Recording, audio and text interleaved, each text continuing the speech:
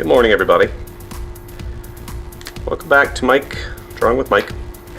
This morning I'm just going to do a really quick warm-up sketch. I'm not looking to do anything really major today, so we're going to basically go back. I've been using this great kind of a throwaway, I call it a throwaway marker. It's just a Winsor & Newton pigment marker with a broad tip. I like using the broad tips as opposed to the the detailed tips, just because it gives me a nice broad stroke. Broad stroke. But what's nice about using the broad stroke is it puts a lot of information down pretty quick, and that's basically what I'm looking for, something that I can really put down pretty quick.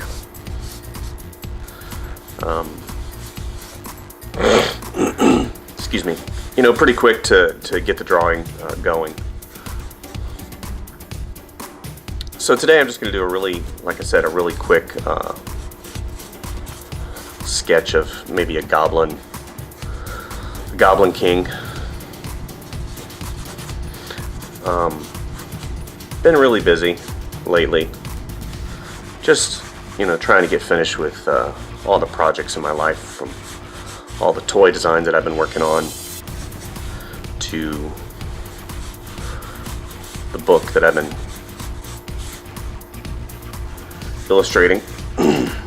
It's been difficult, I'm going to be honest with you.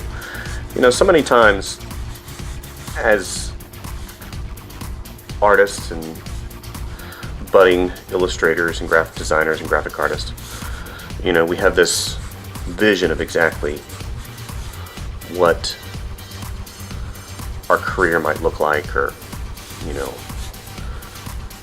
when I get this, then I'm going to be this. I had an incredible opportunity recently to be interviewed by some students from Ringling College of Art and Design. I'm part of their mentor program, and being part of that program, I basically have agreed to be interviewed by students for writing projects and or other, whatever else they need. And I got to speak with some students recently about exactly what I do and how I got here and what's involved in being a professional freelance artist. And, I think I learned as much as they did. I've been a teacher for years and years, going on 3 years, and it never ceases to amaze me.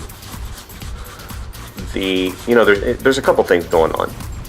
Number one, whenever you teach in, let's say, a high school setting or elementary setting, you have all different types of people. The types of people that want to be there, the types of people that will tolerate you, and then the type of student that really doesn't give a crap about anything you say, and they're just there as a seat warmer. And you basically have to find a path to reach all of them.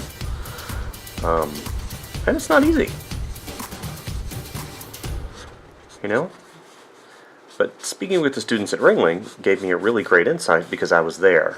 I went to Ringling College of Art and Design back in 1997, and I had the incredible opportunity to go to that school and really find out exactly, or at least the beginning of the type of artist that I wanted to be. And seeing some of these guys and gals that are there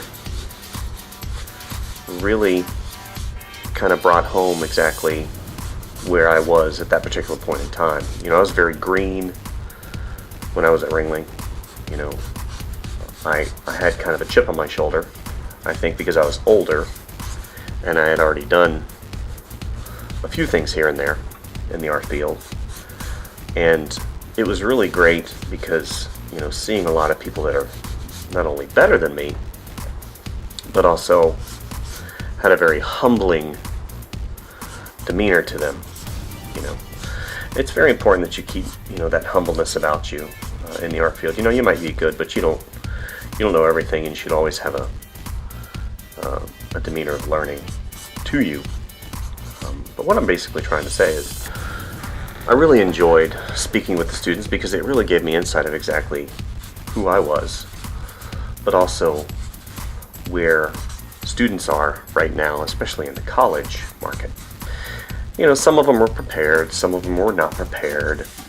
Of course, that's going to be normal, and I really expected that. It was just really neat to see that enthusiasm there for the art field, and I really gave them a correct insight, or what I viewed upon from my viewpoint as being a correct insight into what it takes is to be an illustrator in the freelance world. You know, some of them are going to go on to be studio artists, and have studio jobs, and some of them, you know, who knows, will be freelancers. But I think what I told them basically is it's going to be a lot harder than what you think, and it always is. And I'm even experiencing that now, even though I have a degree of establishment. But what I'm basically, you know, iterating to you this morning is the fact that no matter where you're at, you should always have that attitude and humbleness to be a better artist and be a better observer, you know, because we can all be better overall, no matter where we're at. You know, always look at each and every opportunity that you have to be and do something better overall. So this is a, I don't even know what this is. This is kind of like a goblin, I guess. Goblin king, maybe? I say king because he's supposed to have a little crown. Maybe just a goblin. That makes sense. I don't know.